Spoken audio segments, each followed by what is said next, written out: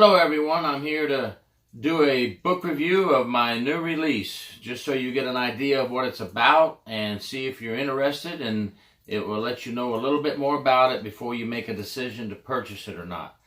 It's available on Amazon Kindle for $2.99, and this 8 by 11 paperback is only $10 on Amazon.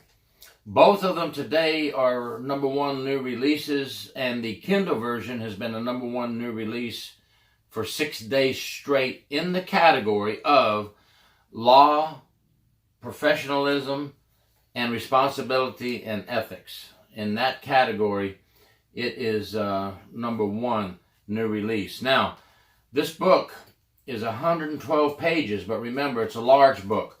If it was a standard 6 by 9 book, you would be reading 150 pages. Because it is a little larger, it is 112 pages of reading. Okay, now, in this book, there is going to be a chapter in there, the very first one, called Straight from the Heart. And you're going to hear from some officers in the United States, in Canada, and Germany. And then after chapter 1, we get into the statistics, risk, and dangers correctional officers face. And that chapter talks about, your post-traumatic stress syndrome, you're exhausted from overtime, the dangers we face, the things we have to deal with, the job we have to do, how in-depth our training is. And then from there on, we get into chapters of things correctional officers do every day. Hospital transport, dealing with inmates that are hostile. There's 4 or 5 real-life scenario chapters in there that we talked about, and then we talked about things we can do to protect ourselves from inmates that attack us. All types of things officers do. Now, we have some guests in here.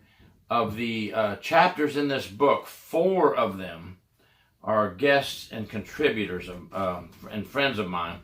Dr. Michael Patero from American Military University is in the book, and he writes about why some officers are corrupt. Now, why is that chapter in the book? Because it is a reality that we have to face, so I figured we needed at least a chapter to cover that and what we need to do when we find a dirty officer. We also have Anthony Ganji in there with 1 chapter on inmate manipulation. And we also have Keith Helwig is in there, and he discusses the forgotten cops. Talks a little bit about correctional officers, the forgotten cops. And we also have Dr. Joshua Long, PhD, in here, and he discusses rehabilitating the image of correctional officers.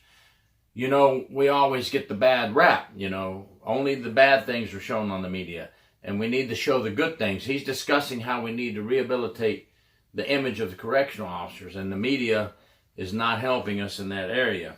So I think you'll find a lot of things that will interest you.